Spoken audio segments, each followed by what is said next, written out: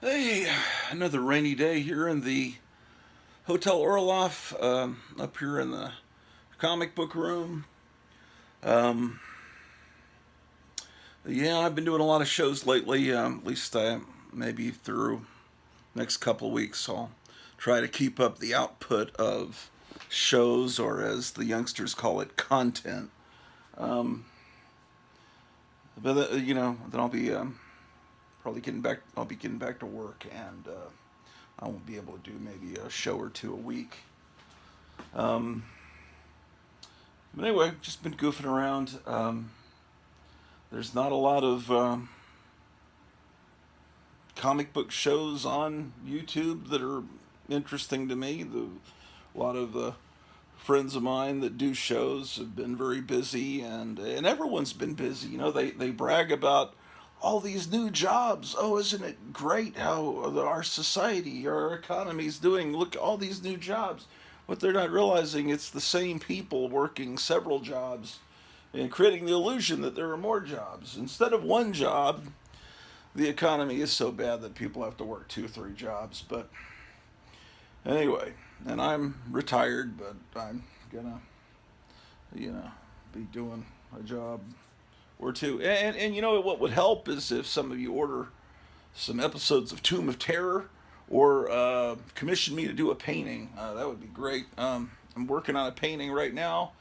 Um, I'm trying to get it just right. Painting of the Hobbit, drag racing a goblin. So been working on that. But anyway, I kept talking about we should start. These cords come down a little low, man. The previous owner must have been a very short person. This is, it's really not good. It hits you right. This one will hit you right in the eye, and this one will bop you on the nose. I've been talking for a while that we should start our shows with a prayer. And I'm not joking. I'm serious. I mean, seriously, we need to bow our heads and pray for what we've got and what we used to have and how it will come back. And so, dear Heavenly Father, please help us in this dire time of need. We have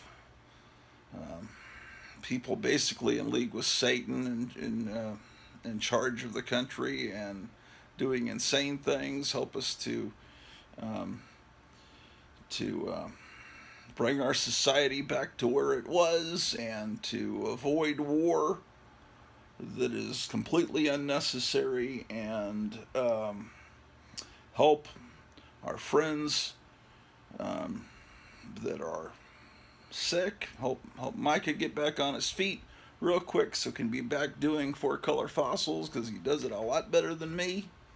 Help Mark Goddard, Major West from Lost in Space, is in the hospital with pneumonia.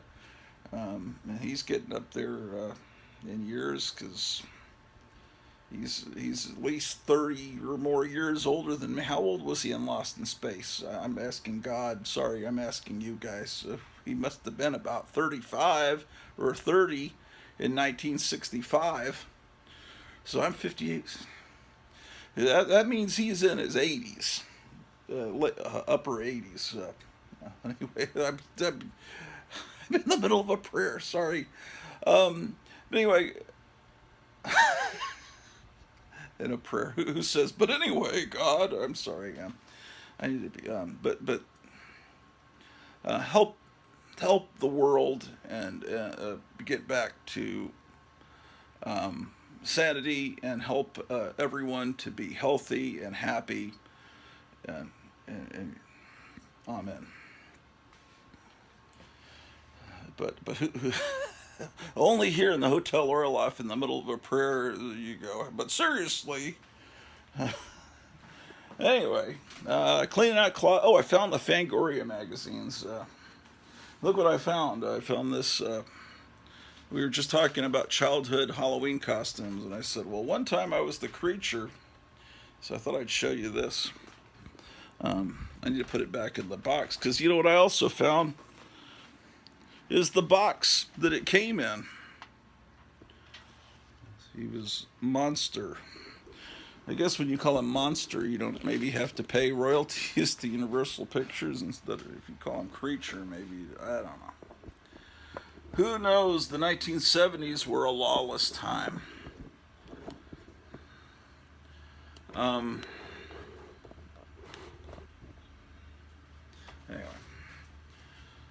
So it's a Friday afternoon. You're probably watching this Friday evening.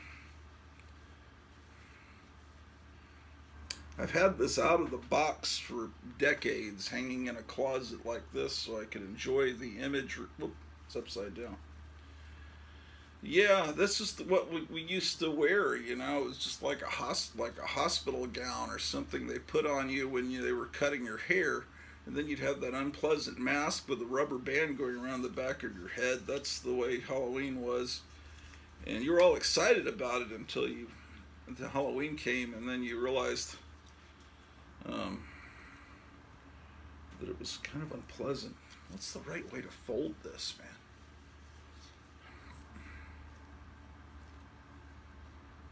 Oh man, see, it's got a tear in it. I don't know if it's already torn. Maybe I should just put this up. Should I put it back in the box? I'm scared I'll damage it more.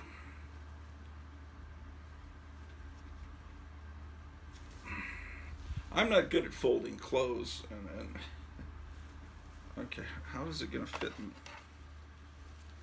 there, man? So anyway, I found Fangoria magazine. I found a bunch of boxes of magazines in a closet in there in the cat's room. I'll call it the cat's room because it's where they're sleeping all day, man. The freeloaders, they sleep all day, and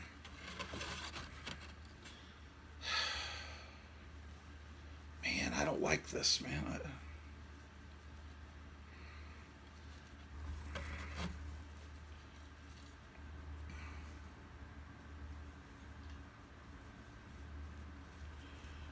Yeah, on Facebook, I guess he's called Bill Moomy now, or Mummy. I'm never really quite sure how to pronounce the name, but anyway, he said that Mark Goddard is in the hospital, and I'm not gonna put it in the box. Heck with it. I'll hang it in the closet just to look at this wonderful image. But I did find the mask recently, too. Where did I put that? I'll at least put the mask in the box, because that'll look cool in the box. I just had it the other day. Where did I put it? I've been putting some of these Halloween costumes back into their boxes. You know, like I put Morticia's face back. I'm not going to put her gown back in, and the Spider-Man. But where did I put that creature mask? If it's not here, it's in the basement. Oh boy. Yeah, our favorite restaurant is having meatloaf tonight, so that's something I'm looking forward to. Donald Trump's going to be talking. He's going to be the keynote speaker at some dinner tonight. That'll be live on Right Side Broadcasting, so I'll watch that. I've been doing a lot of organizing the last few days. I brought this cart of books up, and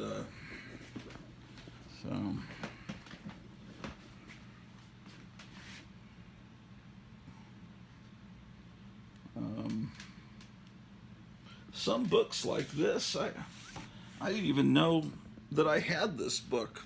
I didn't even know this book existed. Oh, I got it at Half Price Books. I still haven't taken the tag off. Sometimes I'll get a whole bunch of new books at Half Price Books. You know, someone told me there's a whole book of Shmoo stories. I would have said, wow, that's great, and I would have wanted to get it and not realized I already have the book. So I need to appreciate what I already have, and know what I already have, because but we're going to go through some boxes of magazines here in a minute. Speaking of that, I just opened up some boxes, and it's like, I didn't know I had any of this. got to get these tags off as soon as you get back from half-price books. They come off easily, but if you wait years, they get a little bit harder to take off. One disadvantage of not living in the Dallas-Fort Worth area anymore is not having a whole bunch of half-price books all around you, because that chain started in Dallas, and it's all over what they call the Metroplex, Dallas, Fort Worth, Arlington. But there's one near me. It's about an hour away, but that might as well be in China when I've got a shot radiator on my car. I don't want to drive too far with that until it's repaired, and that will require money that I don't have yet until I get back to work. And so another reason why you could conceivably send money. So yeah, good. All right. We're so poor we're having to live on this gummy macaroni and cheese. It's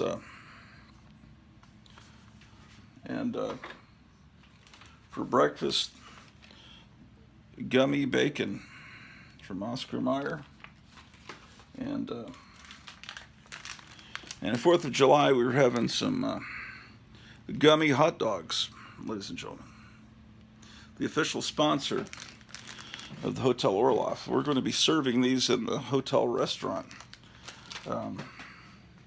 for the foreseeable future. Oh, but we're looking for a creature from the Black Lagoon mask. Here's a mask, but it's not the real Morticia. It's Angelica Houston Morticia. So that doesn't count. Only Carolyn Jones counts. I mean, she did an okay job, but Carolyn Jones is just nothing can compete with Carolyn Jones. Nothing, I tell you. Yeah, it's a rainy day, man.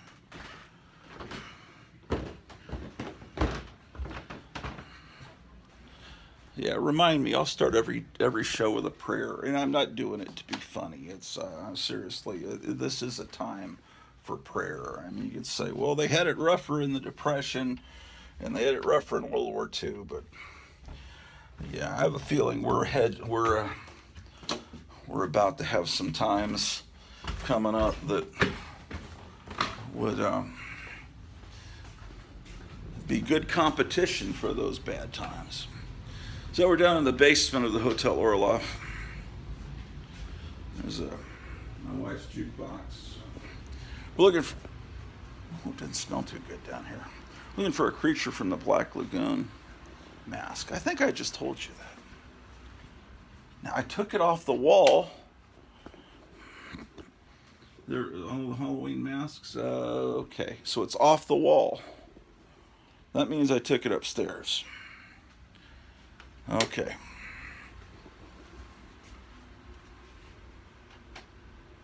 Oh, I see. Wait. I see why it smells down here.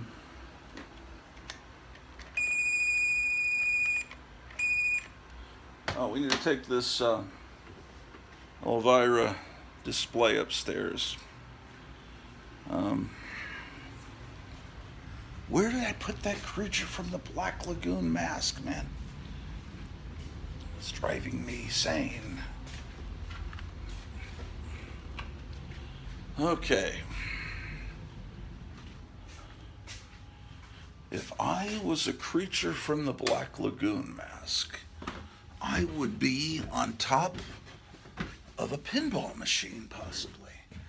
Because that's a flat surface where things seem to get put.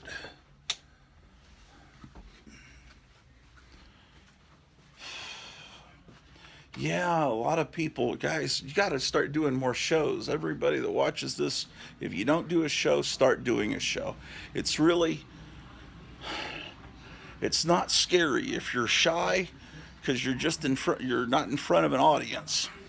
And if you're I don't know, I guess it's just a matter of having time to do it. Okay, let's turn on the light.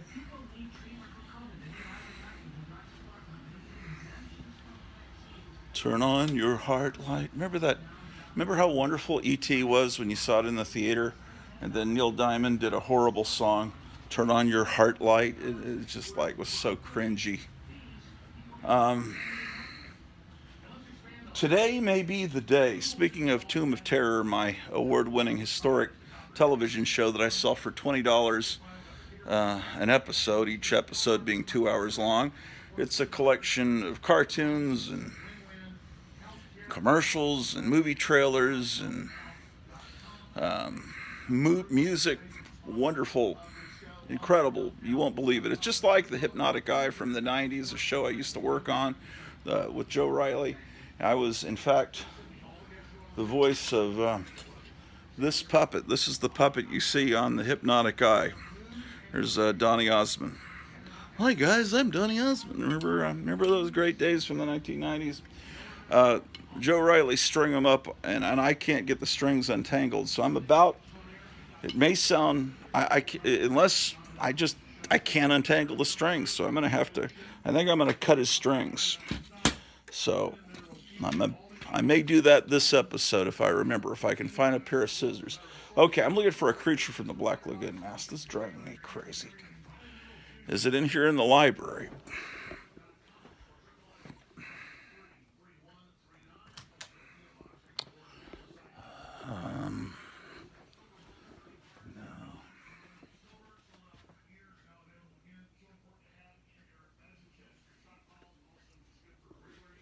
Okay. Here's a Mexican wrestling mask.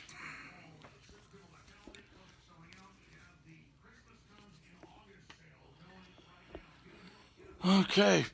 And we have Catwoman plates for our hotel restaurant. Okay. This is really getting to be old. Creature from the Black Lagoon. Oh, creature from the Black Lagoon, I summon thee. Where are you? Maybe he's in the store. Maybe I put him down there.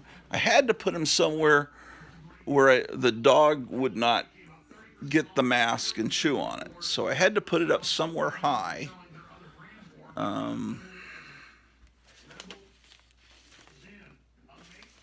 don't know, man. Oh, what do we have here? What is this? When did I get these? Oh, I'll take these up. I'm finding stuff I have no idea that I even owned. Creature from the Black Lagoon. There's Drew. Hey, Drew, how are you doing? If you are receiving this transmission, you are the resistance. Okay. I must have taken it upstairs. This is like that episode where I was looking for my cell phone and I had to record the show on my wife's tablet. And I eventually found that cell phone.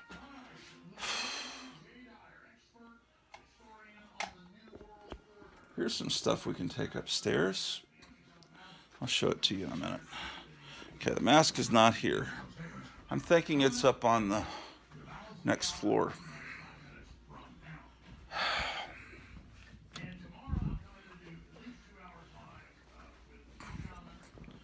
Well,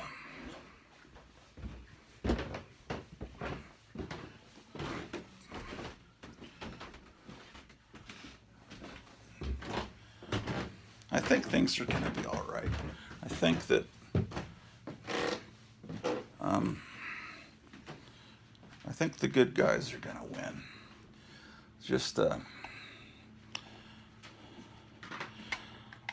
at this. It's a car with Steve Ditko. It looks like Steve Ditko designed the art. It's like a vintage car. Let's put it down here. It's a good place for it. And then we have this Nick Fury, Agent of S.H.I.E.L.D. van. We can put that up on the wall. Okay, where's that creature mask now? Come on, man.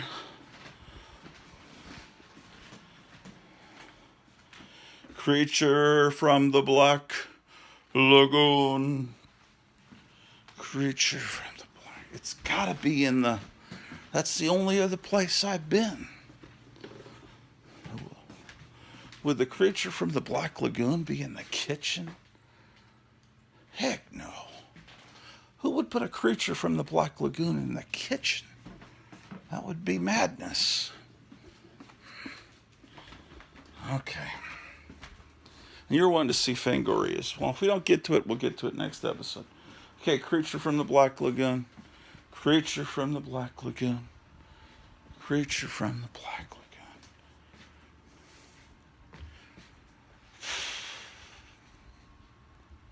Did I hang him on the wall? I bet I hung him on the wall. Now I gotta look on the walls because I bet he's on the wall. That's what I'm thinking. I think I hung him on the wall. That's why I'm not seeing him. There's Ratfink. Guys, did you see a creature from the Black Lagoon mask?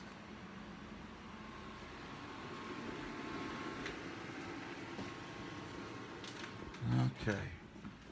No. There's a soldier ape and a devil. Oh, there's my mom. I showed you this picture of my mom. There's a picture of the opening of Creature from the Black Lagoon with two ushers one dressed as the Wolf Man and one dressed, or maybe Mr. Hyde, and one dressed as the creature. Imagine if you had that stand-up today, of that cardboard stand-up of the creature. Okay. The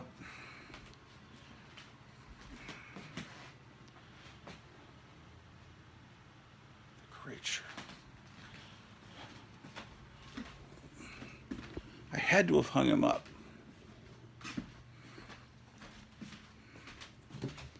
Oh man, I hate when I get on these insane hunts in the middle of the show.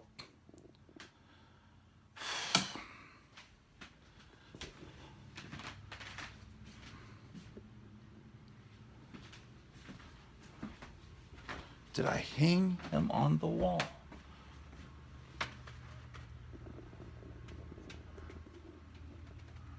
Where is he? Where is he, man? This drives me crazy.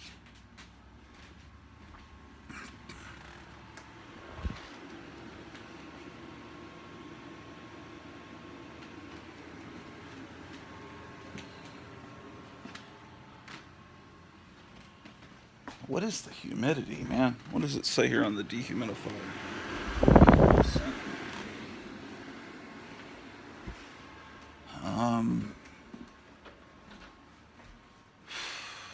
Well, unless I put him in the closet, which is a possibility, I suppose, for safety reasons.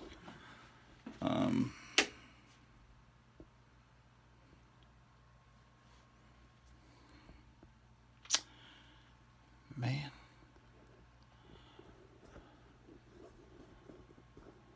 Oh, boy.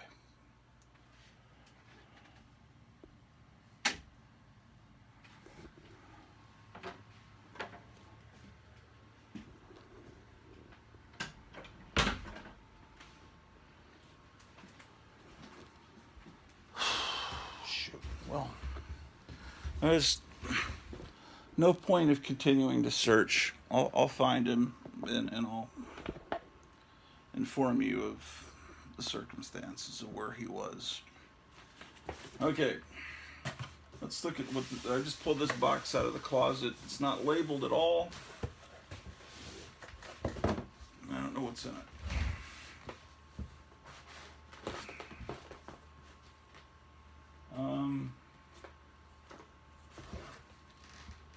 Oh, look, American Revolution, Bicentennial. It's a bicentennial magazine.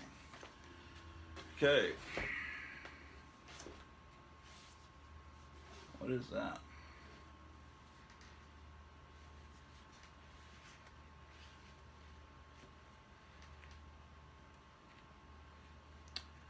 Is this a, what is this? Oh, it's a Boy Scout charter renewal kit. Your vital responsibility.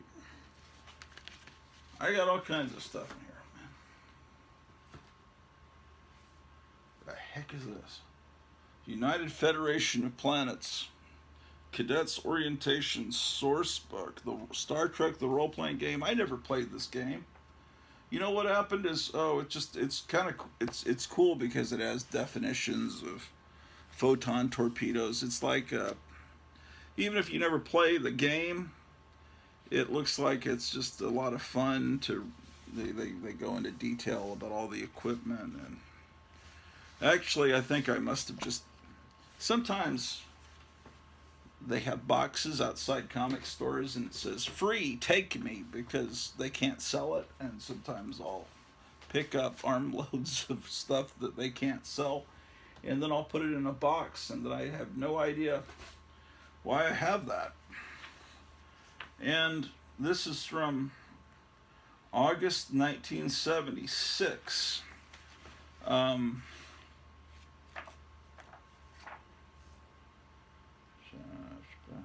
76. This must be my brother's. It's from, it says Commandant, United States Army Infantry School, Fort Benning, Georgia. This is it's like a soldier's manual for being an infantryman, skill level 2. So the little manuals you get with the G.I. Joe Hasbro figure were very authentic looking, like these manuals. Okay, well,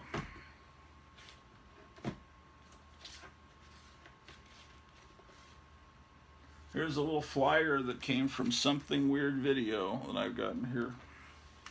Oh, this is interesting. I'll show you why this is interesting. This is a little magazine they would give you in school, you know, to help you become a better reader. And there's stories, you know, like My Weekly Reader, and they have Junior Scholastic, and they still have these in schools today. And the teachers will have you read a story, or sometimes they'll have the computer read the story to you, and there'll be questions about the story. I don't remember, the ones today don't have advertisements on them, but some teachers will let you keep the magazine, and some they'd keep them as a class set. You couldn't take it home. But whatever teacher I had back in September of 1976, September 30th, 1976, that was the beginning of my 6th grade year. She let us keep this, right? So it's an issue about, are we alone? Because I guess the Mars rover had landed on Mars and taken pictures. So it has, you know, of course, the ubiquitous article about Orson Welles and how he scared the pants off America back in 1938, and it shows the Martian terrain and all that. Third parties in the U.S. Italy, and the world was watching.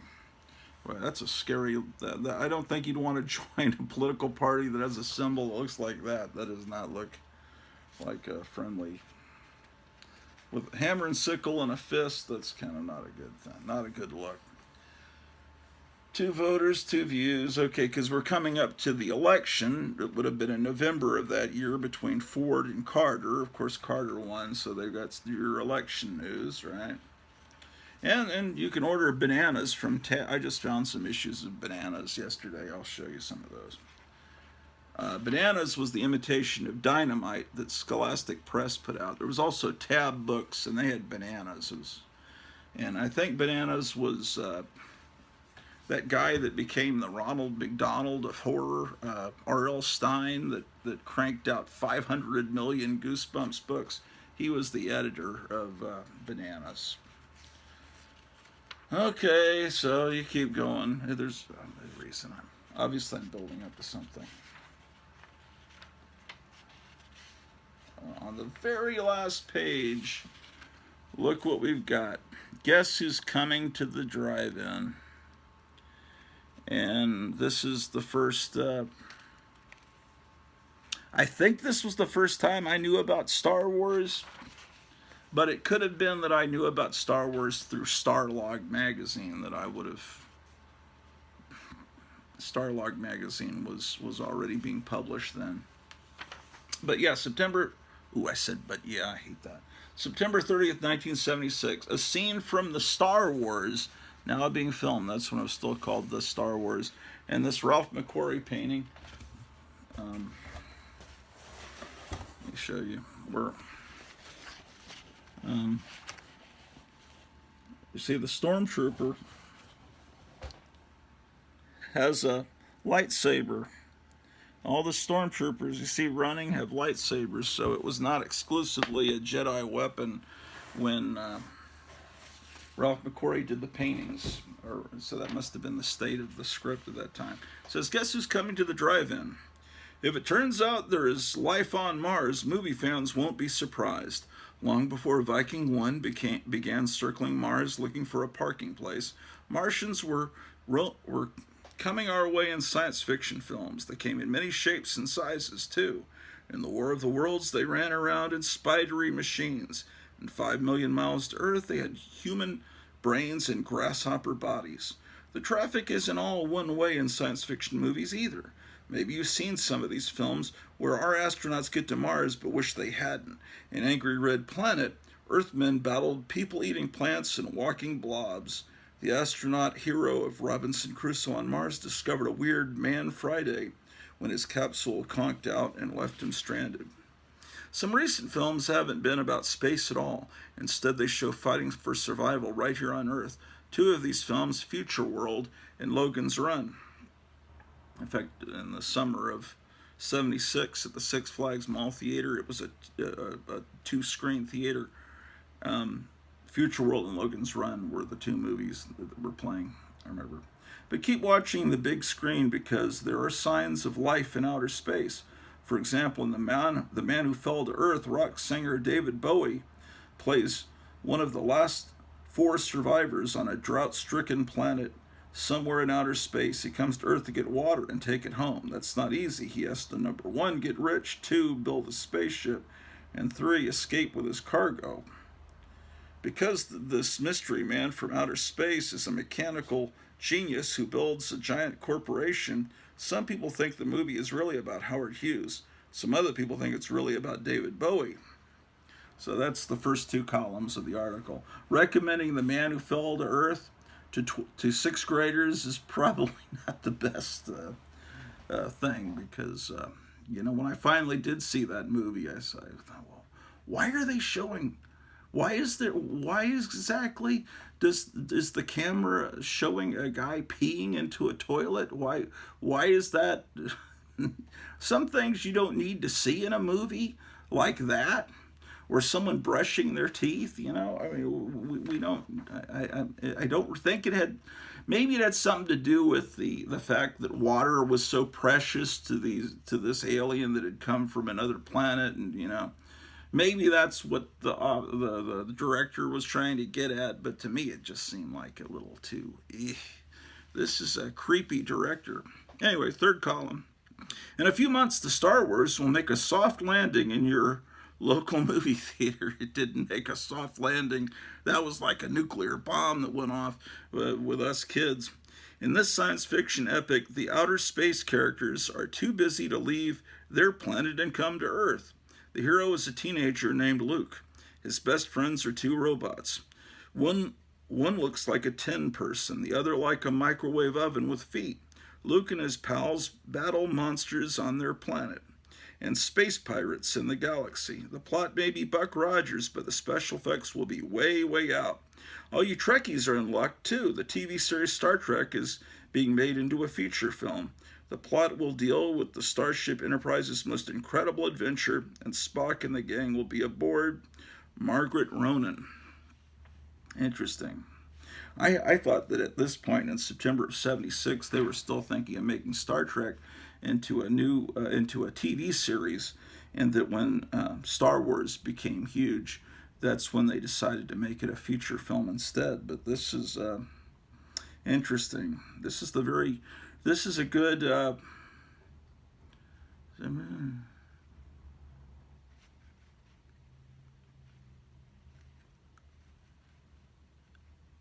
This is about 8 months before Star Wars came out. Yeah, anyway, that's a little historic thing that I have here in my collection that's important to me, because that's really the first time I kind of became aware of Star Wars. What else is in here? Oh. Western Horsemen magazine. It's a magazine for cowboys.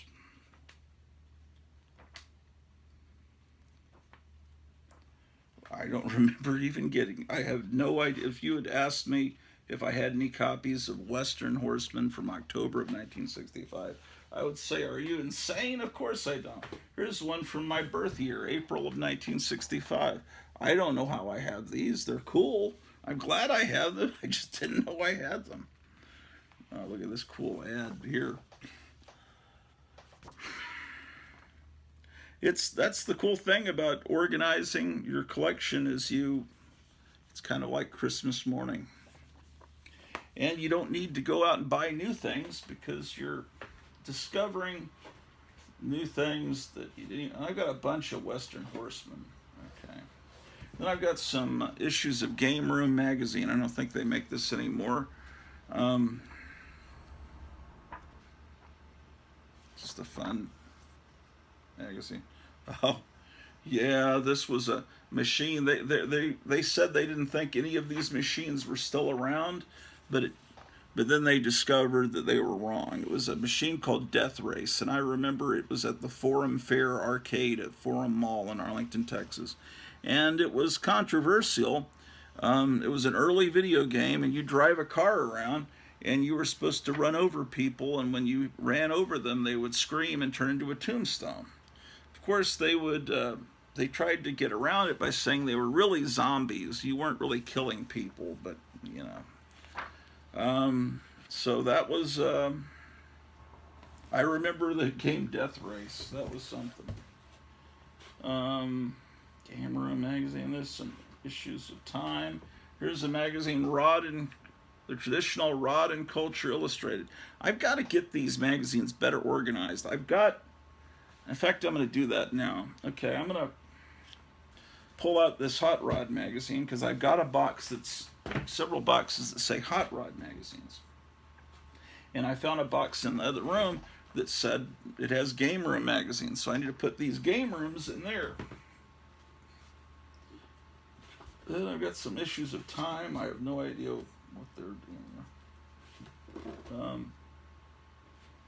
Here's a older Newsweek, August 10th, 1942. It's a World War II era. Let me tell you about these Time and Newsweeks from the 1940s and 50s. Every ad is for hard liquor. People drank like fish back then. Of course, they were going through rough times. I mean, you would think it would be that way in magazines now. Well, there aren't magazines now.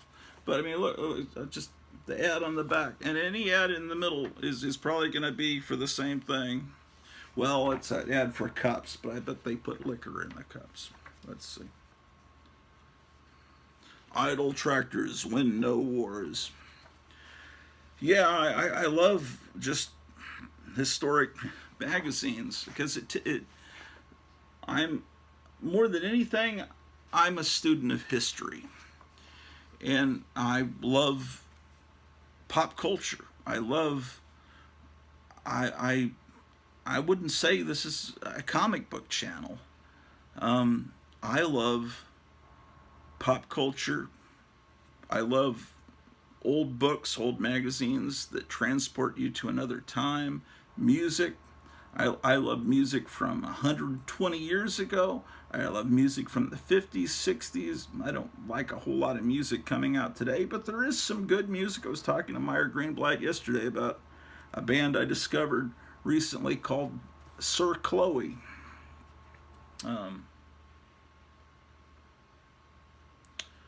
Yeah, see, this is when plastics are starting to be invented during World War II.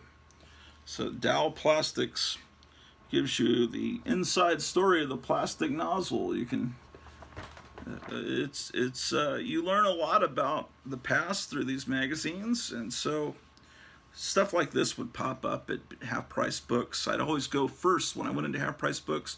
There's a section in every half-price books called Nostalgia or Collectibles, something like that, and that's where they put all the old stuff. Yeah, so people drank a lot.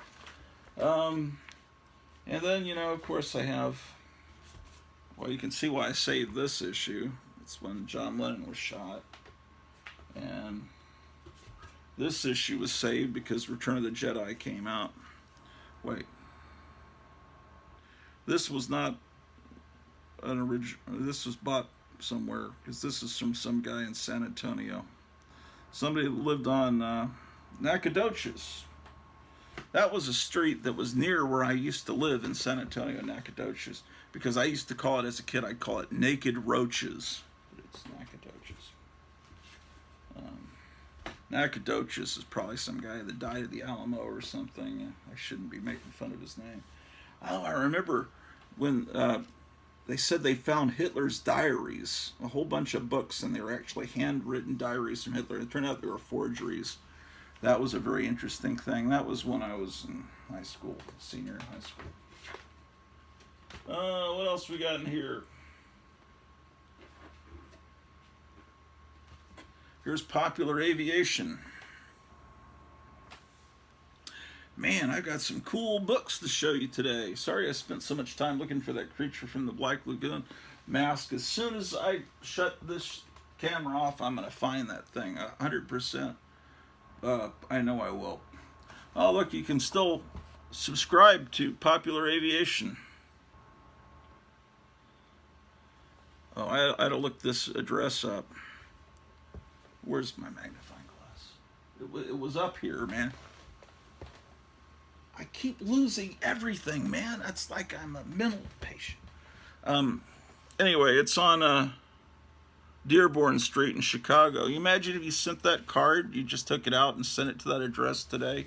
It might be a vacant lot, but the building might still be there. Yeah, I'd like a subscription for how much is it? $1 for 6 months. Is that what it says? I think so. My eyes get worse every day. Beautiful magazine. This is pre-war. I bet it is. Oh, look at this cool ad for Amazing Stories. Relax with Amazing Stories. I'm trying to work on that amazing word. I've been using it too much. The other day, I just started, Pee Wee Herman was amazing. And when I saw Pee Wee's Playhouse for the first time, it was amazing. And I just kept saying amazing. And then, so I changed the name of the episode to The Amazing World of the Hotel Orloff. May 1938. Yeah, it's a few years before the war. But in May 1938, everyone knew war was coming. Or you can build your own plane. Yeah. People knew it was going to happen. The problem with today, people just think, there's no way war can come to the United States. Let's just keep sending billions of dollars of weapons over there to be used against the Russians. The Russians won't do anything. And it's amazing how much restraint they've shown. But Trump is right. If he was president, none of this would have happened. And he said, if I become president again, it'll end in 24 hours. And I believe that. Because, it's a difference between someone that can't be bribed and is strong and someone that's completely in the back pocket of China.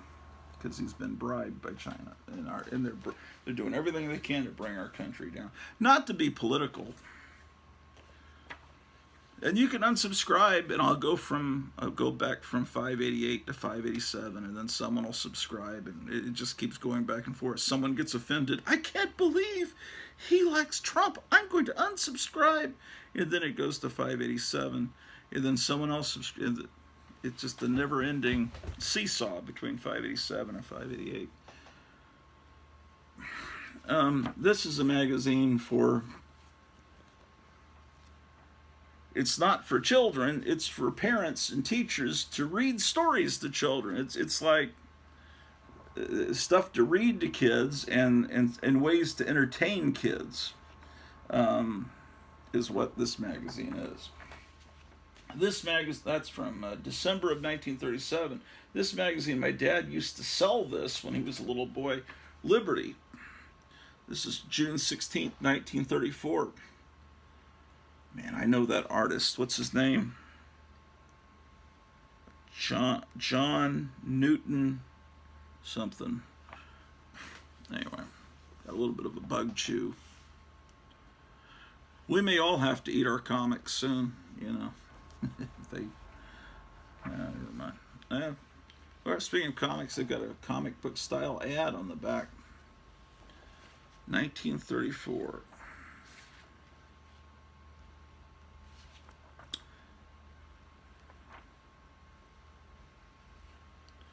Will 400 million Chinese go communist? The answer is yes. Let's see. Cool stuff, man. Don't remember getting these. All right.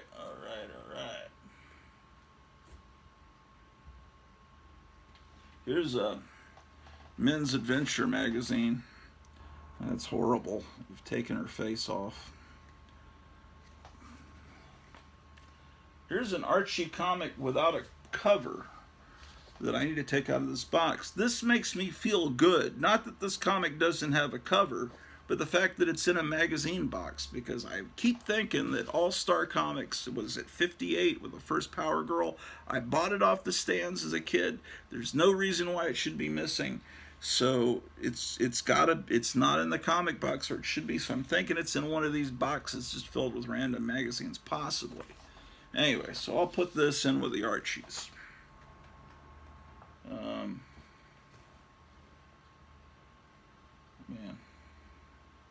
what was it about? Yeah, I don't want to show these covers; they're too horrifying.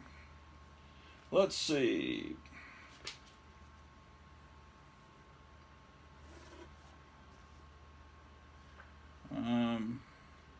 Krupp's Fantasy Express. Oh, this is like a company that sells stuff to head shops for these potheads.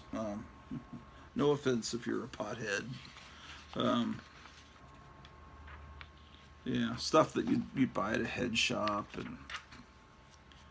and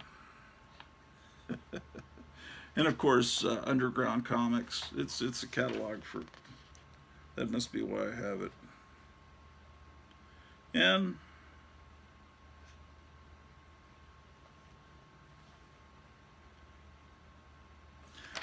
really amusing hats like that. Holy smoke. Yes, all kinds of stuff in these boxes. Here's a catalog for Archie McPhee. They're a gag gift kind of company. What's this? Oh, another Krupp catalog. Where do these come from? Oh, there's a subscription label. Oh, these were a friend of mine that passed away. He must have given me these. Anyway, the Archie McPhee catalog. Glow-in-the-dark stuff. You can get this Jabba the Hutt.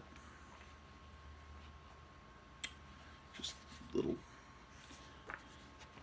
fun stuff like this.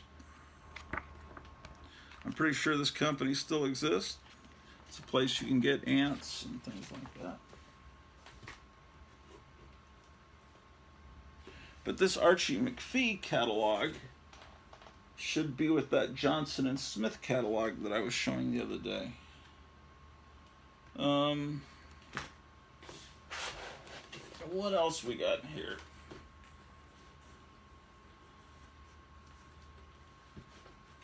Here's Movie Stars Parade. In this nasty bag from Half Price Books. I need supplies so bad. Magazine and bags and boards. When I finally clear off my hold stack at Gotham City Comics, I'll probably see if he can order some for me, and then I can get to getting this collection properly. Here's an ad for Claudette Colbert.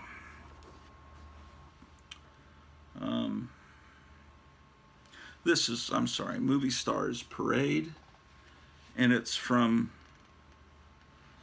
still feels, pages feel like brand new. Oh my goodness. It is from June of 1947. So, ad for a new movie. It's not a movie I've seen. Sometimes, you know, there's lots of movie ads in here, and you'll see an ad for some great movie. Sometimes those antique stores will cut these books up and sell the ads separately, framed. There's a Bogart movie, which is not good, unless it's something that's been destroyed. Oh, if you're a Dark Shadows fan, this is a Joan Bennett movie. Remember, she was the matriarch of Collinwood. Recognize that kind of... She always had that face like she just smelled a fart. She was beautiful when she was young. Now I realize in Dark Shadows, I always thought she was that old. She's probably younger than me. In fact, I think definitely younger than me when she made Dark Shadows.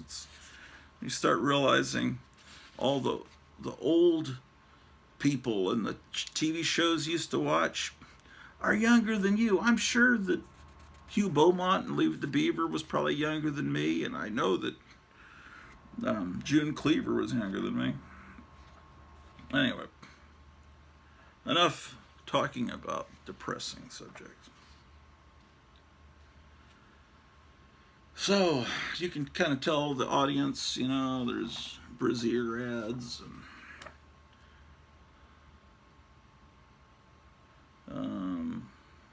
yes, indeed. Of course, these were meant to be cut out and put on your bedroom wall. These are the type. That's what these magazines are really meant for. So when you find one intact, who is that? Some of these are movie stars that are on their way up, but they never really made it up because you don't know their names now. Oh, there's Esther Williams. We know her name. Oh, on the back, look at, if you frame that, it would almost look like a real autograph picture. What is she saying? That's Joan Leslie. Except you think it's written to you, like, I simply adore you. It says, I simply adore Maybelline mascara. It's the most important part of my daily makeup. So it's really an ad for Maybelline. It's very ingenious. You could frame it, put it on your wall, and from a distance, it looks like she's sent you a personally autographed photo. Oh my goodness. Who is that? Where is my magnifying glass? Never mind. Okay, so I have here's a copy of Monster Memories. This is part of Scary Monsters. So I need to put this. Oh, that's a great ad. That's a great ad. Need to put this with my Monster magazines. Ooh, look at this. 1964 Rodeo Souvenir Annual. Look at that 1964 Cadillac. Here comes Drew the dog. If you guys like looking at, oh, there's the 1964 Fort Worth. Drew has, see that green beer bottle down there? That's one of Drew's babies. She's very maternal towards her toys. She especially likes green toys. So I just bought her a green bone yesterday. She keeps all her green toys together, and when I feed her, she'll sometimes take a little thing of Caesar dog food up and like for the babies, like she's feeding her, like she's playing dolls, which is it was actually kind of depressing because she started doing it right after we had her fixed, and it's almost like she's it's kind of depressing. It's like, oh well. This is a cool cover. Look at this, Cosmopolitan from October of 1951. You know, Cosmopolitan back in the 70s was a really sleazy looking magazine. Well, look at this. It's like she looks like Vampira, or she looks so gothic. October of 1951. Wonder who that is. Anyway, again, more hard liquor ads.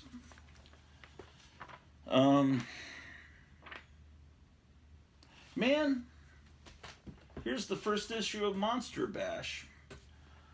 I must have been at a Barnes & Noble and found this magazine. I didn't realize I had the first issue. Monster Bash is currently published and is the best currently published monster magazine.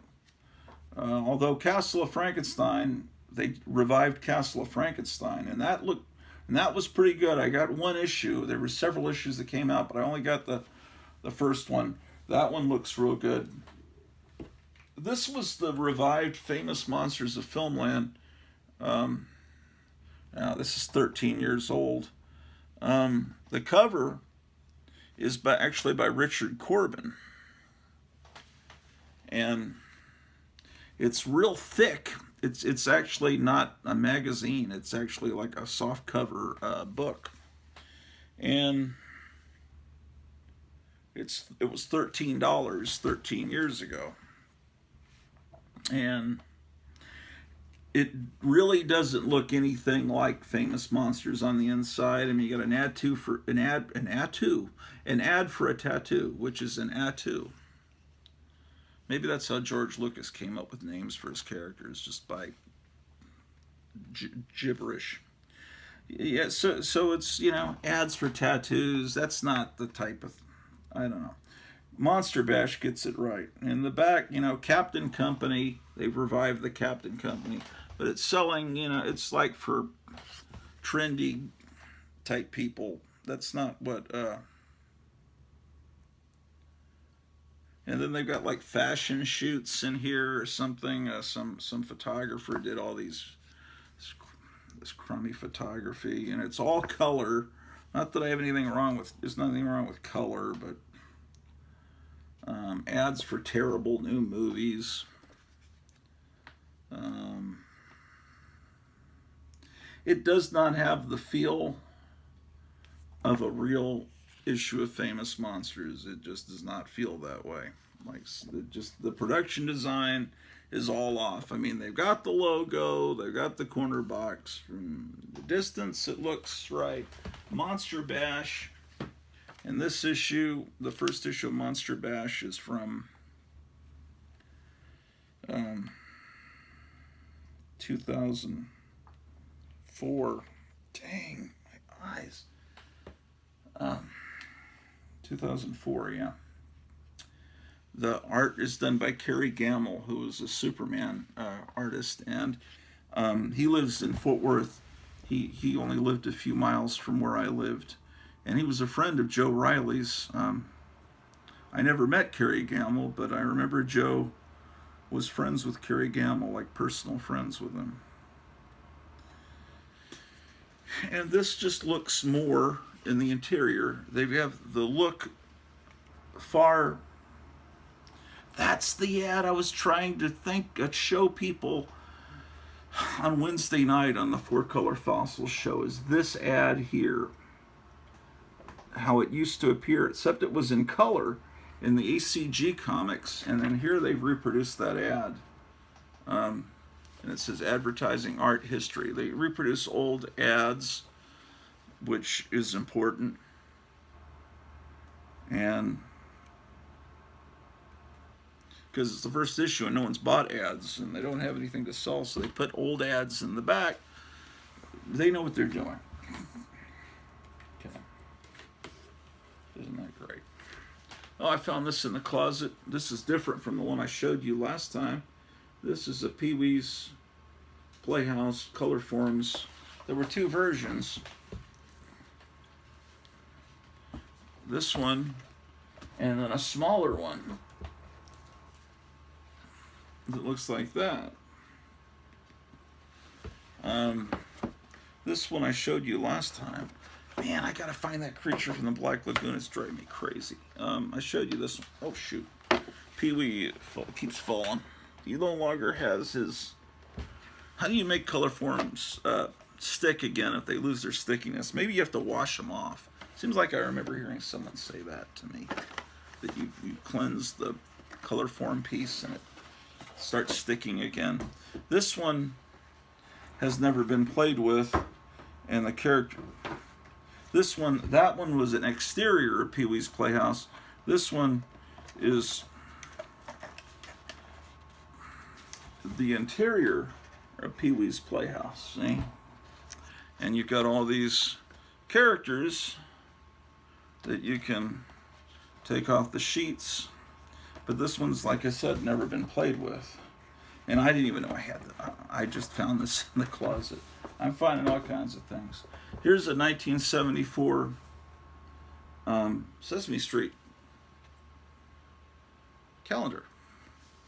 But look at this. This is great. The October, having this on your wall. Now let's see, do the dates line up with 2024? Today is August. Oh, look at that, man.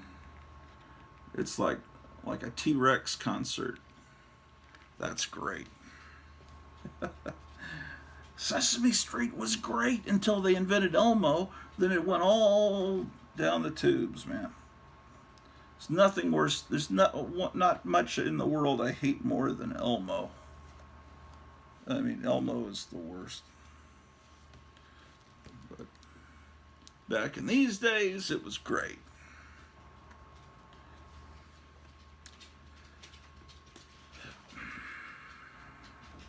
I think Elmo came along after Jim Henson died.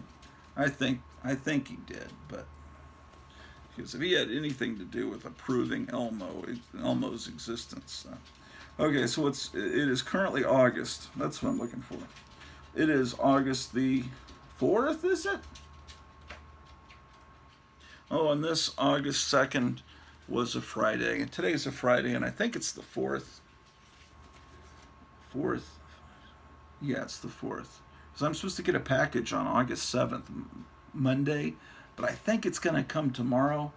And when I get that, that'll be a fun thing to show you guys. Yes, indeed. Creature from the Black Lagoon.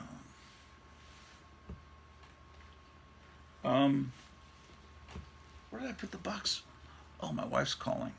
Let me go see what my wife is up to. She's just calling, and I can't answer because I'm recording on my phone. How far are we into? I can't tell.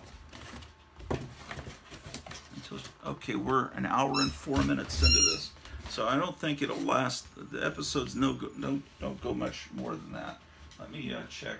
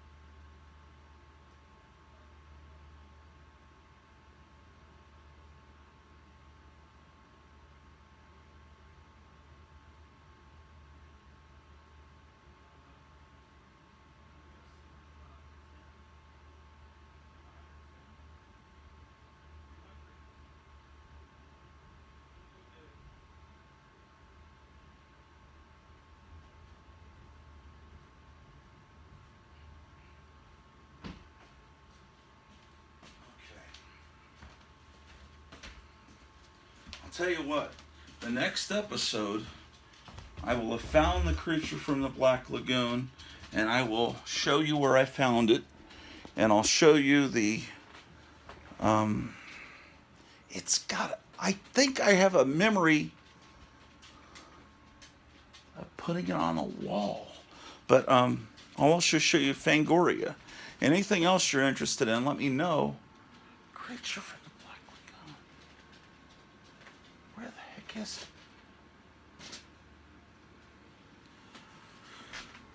Yeah, I'm finding all kinds of stuff.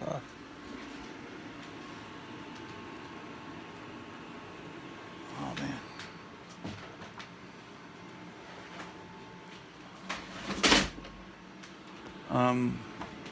I need to go downstairs and check on something.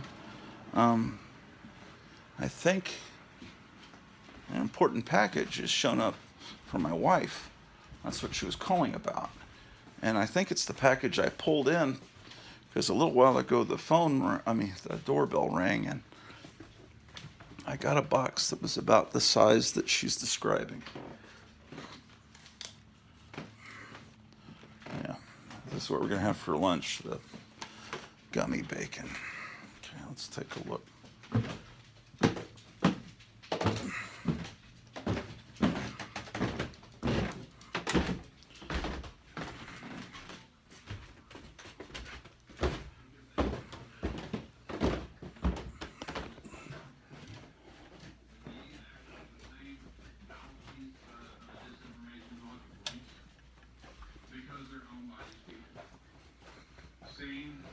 Oh, it's almost 3 o'clock.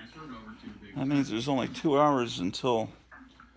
In fact, according to the Eisenhower Presidential Library, C.D. Jackson's area of responsibility Until we can eat. as international affairs, Cold War planning, and psychological warfare. Okay. Jackson was a key figure in Operation Mockingbird. This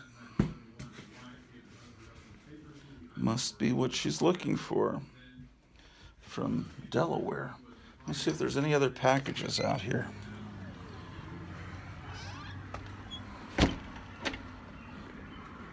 It's a dark day. Let me see if I got any mail.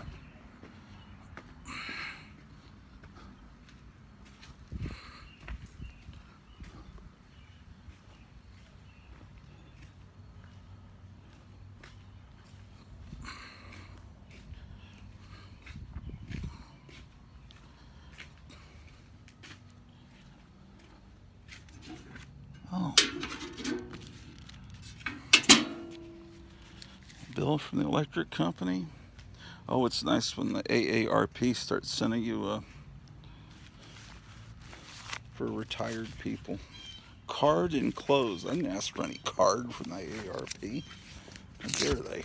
Let's see what they got. Oh, they're wanting money. They send you the card and then they want you to activate it.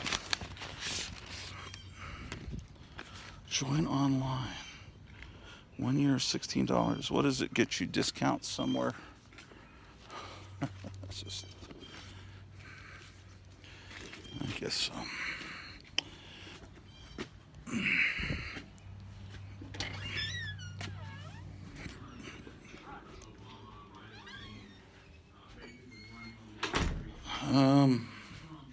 I guess I'll take these packages up to my wife, and I'll see you guys on the next exciting episode. See you guys later, and say your prayers.